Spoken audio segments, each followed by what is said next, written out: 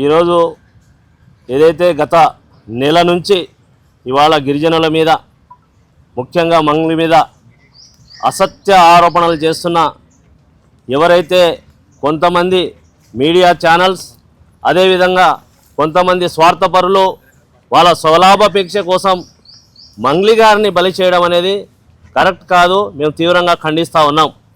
ఇక్కడ చూసుకుంటే ఏదైతే ఈ మైక్రో ఫైనాన్స్ వ్యవహారం ఉందో దీంట్లో విచారణలో డీసీపీ గారు మంగళి గారికి ఎటువంటి సంబంధం లేదు అని చెప్పేసి తను క్లియర్ చిట్ ఇవ్వడం జరిగింది. అయినప్పటికీ వాళ్ళు దర్యాప్తు కొనసాగిస్తున్నారు ఇంకా ఎవరెవరు ఉన్నారని.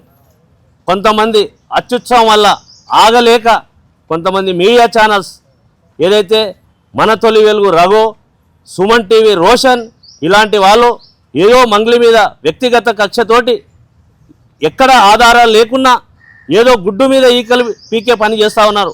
మేము తీవ్రంగా ఖండిస్తూ ఉన్నాం, హెచ్చరిస్తూ ఉన్నాం. ఒక గిరిజన సెలబ్రిటీ ఇవాళ సింగర్గా తను ఎదిగింది. తను ఈరోజు ఆ సింగర్ ప్రపంచంలో రారాజుగా రారాణిగా ఎదుగుతున్న క్రమంలో తనని కావాలని అణిచివేయాలని చెప్పేసి కొంతమంది కుట్రదారులతో వీళ్ళు కూడా చేతులు కలిపి తనని బ్లేమ్ చేసే ప్రయత్నాన్ని గిరిజన సమాజం ముక్త కంఠంతో ఖండిస్తూ ఉంది. ఇవాళ ఈ వ్యవహారంలో బాధితులతో మేము మాట్లాడితే వాళ్ళు ఏం చెప్పడం జరిగిందంటే, అన్న ఇన్ని రోజులు మాకు ఎవరు కూడా అండగా లేరు, ఇవాళ మంగళి గారి పేరెత్తడం వల్ల మాకు కొంత న్యాయం జరుగుతుంది, ఈ సబ్జెక్ట్ అనేది లైవ్లో వచ్చిందన్న, కానీ మంగళి గారి ప్రమేయం లేదని వాళ్ళే ఉన్నారు. మేము ఇక్కడ బాధితులకు న్యాయం జరిగితే మేము సంతోషపడే వాళ్ళం, మొదటి వాళ్ళం. బాధ్యతల తర్వాత మేము న్యాయ పోరాటం చేస్తాం. కానీ ఇక్కడ రెండు అంశాలు ఉన్నాయి. ఒకటి, మానవతా దృక్పాతంతో చూడవలసిన అవసరం ఉంది. ఇవాళ బాధితులందరూ కూడా కాల్మని కింద కేసులు పెడితే కూడా వర్తించే విధంగా ఉంది. వాళ్ళకు 10 రూపాయలకు 20 రూపాయలకు వడ్డీలకు ఆశతో పెట్టిన వీళ్ళు పెట్టుబడి అనేది అది నేరం కాదా? ఇవాళ ఎవరైనా అధిక వడ్డీతో ఇవాళ డబ్బులు ఇస్తే వాళ్ళ మీద కేసులు అవుతున్నాయి. మైక్రో ఫైనాన్స్ వ్యవహారం అంటే ఏంది? అధిక వడ్డీతోటి వాళ్ళకు డబ్బులు ఇచ్చిర్రు. వాళ్ళు కూడా ఇవాళ నిందితులు అంటాం కదా, వాళ్ళు కూడా నిందితులే, బాధితులు కాకుండా.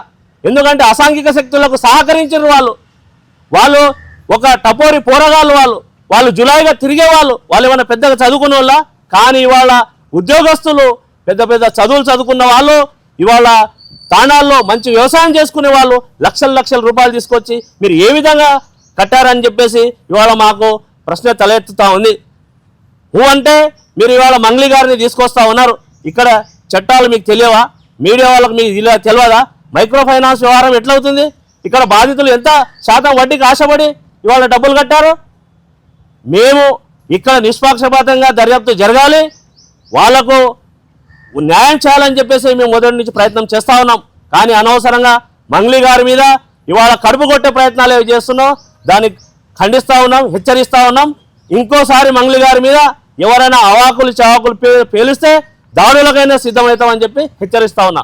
ఇలాంటి మరిన్ని వీడియోల కోసం మా యూట్యూబ్ ఛానల్ ను లైక్ చేసి సబ్స్క్రైబ్ చేసుకోండి.